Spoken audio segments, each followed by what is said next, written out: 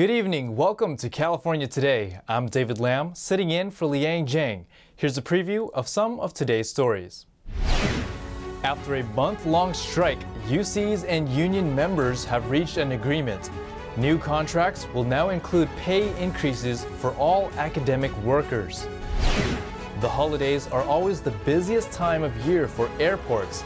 But this holiday season, winter storms have grounded thousands of flights across the country.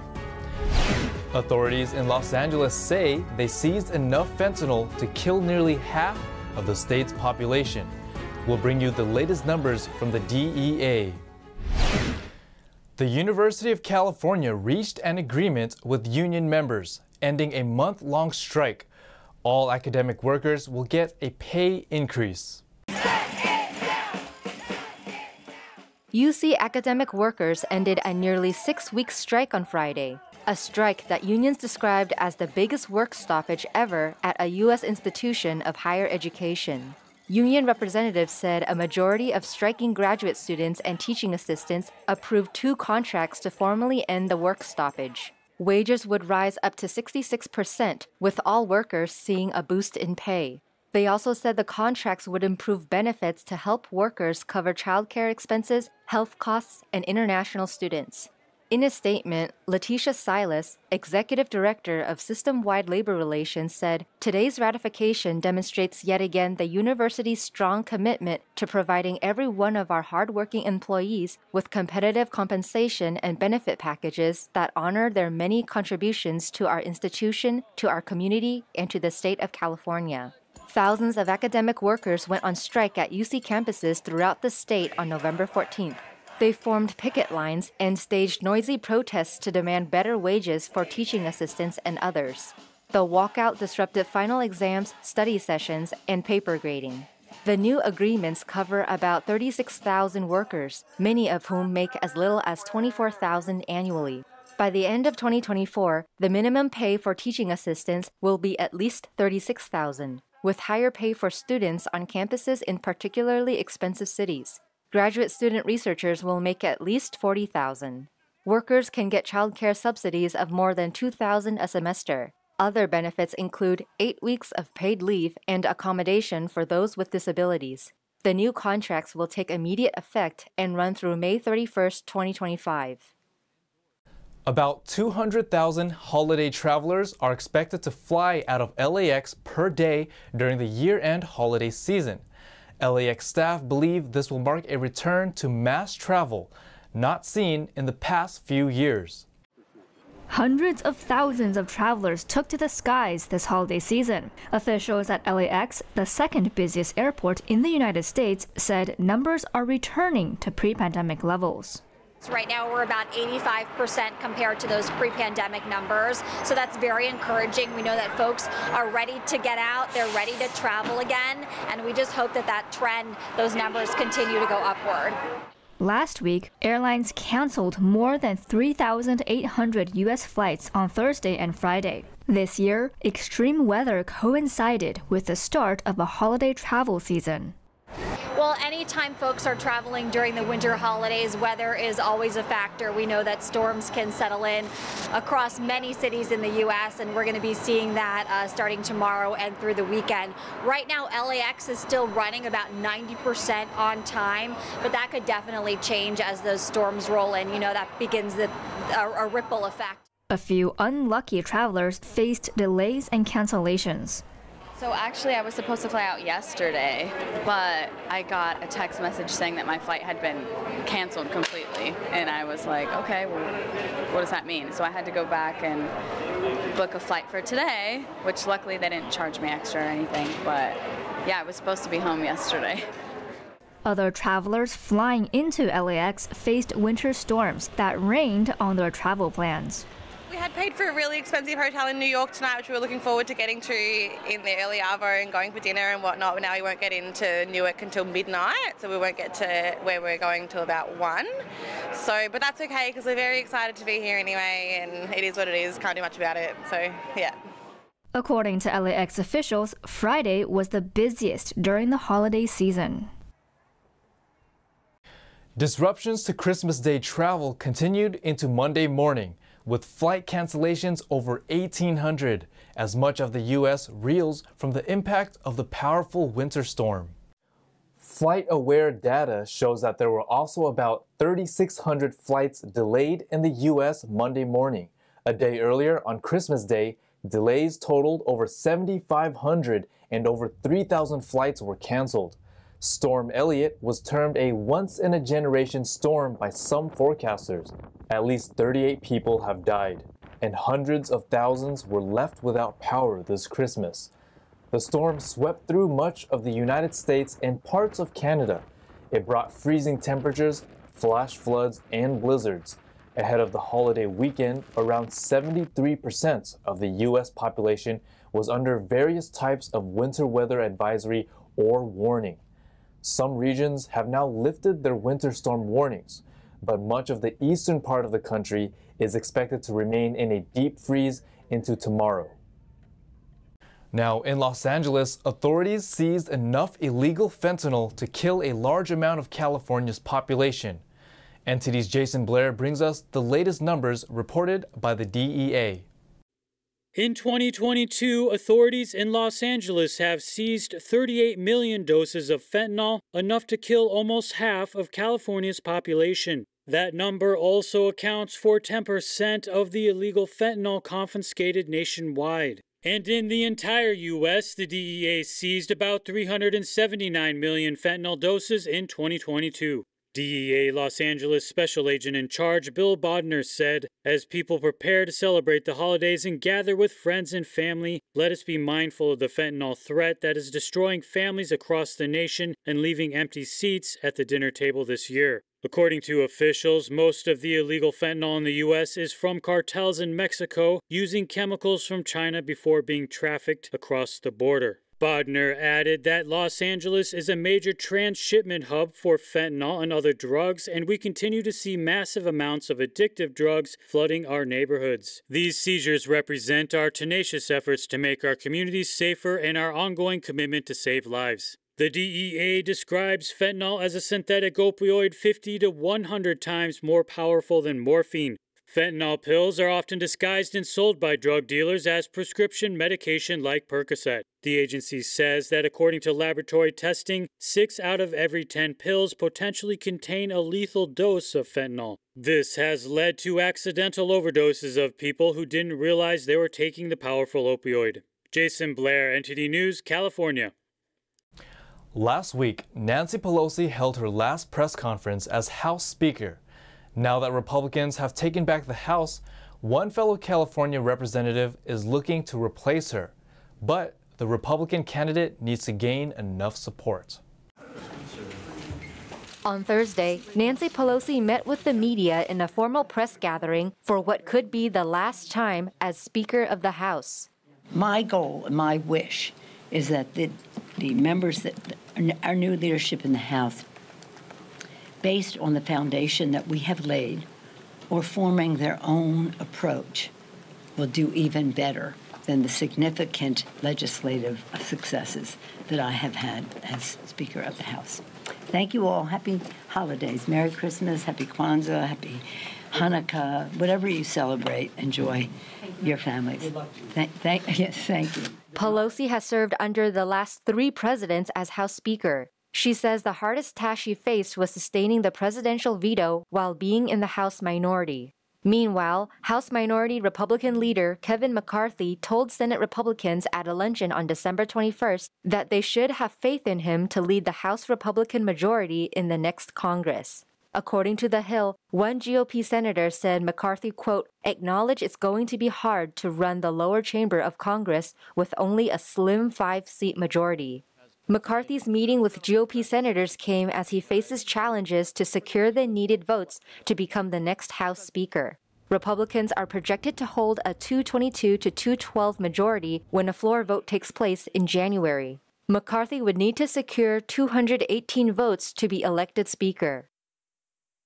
We're going to take a short break, but here's a look at what we've got for you when we come back. A Catholic university in Northern California is closing. The school cites rising operation costs and reduced enrollment. In Southern California, 2 counties held memorial services for homeless people who died on the streets this year.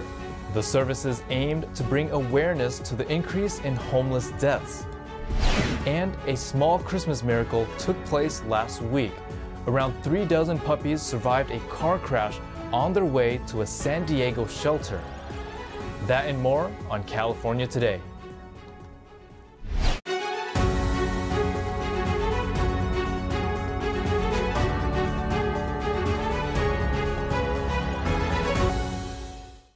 A university in Oakland, California just announced its closure due to rising operational costs and declining enrollment brought on during the COVID-19 pandemic. The university has been in operation for 154 years. Holy Names University, a 154-year-old private Roman Catholic university in Northern California, announced on Monday that it will close its doors for good next year. The school has been struggling with declining enrollment, rising operational costs, and financial trouble brought on by the pandemic. Board chairperson Stephen Borg said HNU had a strong 5-year strategic business plan and secured long-term financing, but the COVID-19 pandemic accelerated and exacerbated existing challenges and disproportionately impacted the students HNU serves, many from under-resourced communities or who are first-generation college students. Holy Names University is located in Oakland and was established in 1868. The school currently has about 1,000 undergrad and graduate students total. School officials said enrollment is expected to drop to less than 500 in the spring semester. Layouts will start at the end of January or early February. The school is to close permanently in May 2023. Students will have the option to continue their studies at Dominican University of California across San Francisco Bay in San Rafael. Nicola Pitchford, president of Dominican University of California, said, "The missions and degree offerings of our two institutions are beautifully aligned. We look forward to inviting Holy Names University's continuing students to a new, vibrant, and inclusive home in San Rafael." California students lost 5 months' worth of math progress over the pandemic. That's according to a new study. Researchers at Stanford and Harvard say that California students lost nearly half a year worth of math progress from 2019 to 2022. The newly published Education Recovery Scorecard study compared the pre-pandemic academic progress to that made during the pandemic. Thomas King, a Harvard professor and author of the study, said, "Our hope is that policymakers and educators can use these detailed data to better target education recovery efforts toward the communities, schools, and students who are most harmed by the pandemic." In California's 2 largest districts, Los Angeles Unified and San Diego Unified, the state's numbers in math were mirrored, but the districts did perform slightly better than the state average in reading. Orange County also reports some losses in math progress. Other districts fared worse, losing nearly 5 to 6 months of math progress over the pandemic. The downtown Disney district will soon see some improvements with a new renovation plan. The plan includes more retail stores, restaurants, and an event space. The construction will take place near the former AMC. According to Anaheim spokesperson Mike Leister, a $5.4 million construction permit was filed this month for downtown Disney District. The plan includes an 8,300 square foot retail building with a mid-century modern design. New restaurants, including the popular Porto's Bakery, are in the works. And the new event space will contain a 1,250 square foot stage. Leister said that the theme park provides the city with a valuable revenue and plays an important role in the city's economy. When downtown Disney, as well as Disneyland and California Adventure, were shuttered during the pandemic, the city lost $350 million over 2 years. Los Angeles County held a memorial service for homeless people who died on the streets. The service was held on the first day of winter during the longest night of the year. Religious leaders and community members gathered on December 21st for a memorial service. The service was dedicated to the homeless people who died on the streets of Los Angeles County this year. Those who have taken time out tonight to remember those who are so often forgotten in our city. It is my great honor and joy to bring you greetings of hope. This year's homeless count recorded more than 69,000 unhoused people in Los Angeles County, including about 42,000 in Los Angeles City. According to the county coroner, nearly 1,500 people had died on the streets between January 1st and November 30th. The Roman Catholic Church Archdiocese of Los Angeles hosted the memorial at the Roman Catholic Cathedral of Our Lady of the Angels. They lit candles and held minutes of silence in remembrance of the homeless. Gathered this evening to pray on behalf of our brothers and sisters who sadly were forced to live and die on the streets of our city. We pray tonight that the home they could not find on earth, they now find in heaven, secure in the merciful arms of God. A similar service was held the same day in Orange County. Local faith leaders paid homage to the hundreds of homeless individuals who died in Orange County in 2022. According to the Orange County Coroner's Office, homeless deaths jumped by 100 from 403 in 2021 to nearly 500 this year. Drug overdoses are the most common cause. Religious leaders at both services say the memorials and other charitable activities help shed light on the issue of homeless deaths in hopes for more awareness and positive changes to come. A Christmas miracle happened last week when 38 puppies survived a highway accident. The pups were on their way to San Diego from Los Angeles. 38 puppies from the heart of Louisiana in Los Angeles survived a vehicle flipping accident on December 20th. They arrived at San Diego's Helen Woodward Animal Center the next morning. Unfortunately, 2 of the puppies died in the crash and others were injured. The driver survived and was able to call for help following the accident. Kendall Schulz, Adoption Services Director at Helen Woodward, said, "We know that one of the puppies has a broken leg and one has some mild head trauma, so we will be keeping those puppies with us until they are fully recovered." Schulz added, "We put all of our hearts into looking after orphan pets, but I sincerely feel that something greater was looking out for them this morning." The surviving puppies received additional medical assessments from the San Diego Animal Center's veterinary team. Those puppies deemed healthy will be available for adoption. Officials said that the Helen Woodward Animal Center and Heart of Louisiana have partnered on more than 40 transports of animals since 2020, bringing nearly 2,000 pups to their forever homes. Without a partner shelter willing to open its doors, euthanasia is often the only option for these animals. Now to NTD's Thomas Christian for an update on sports.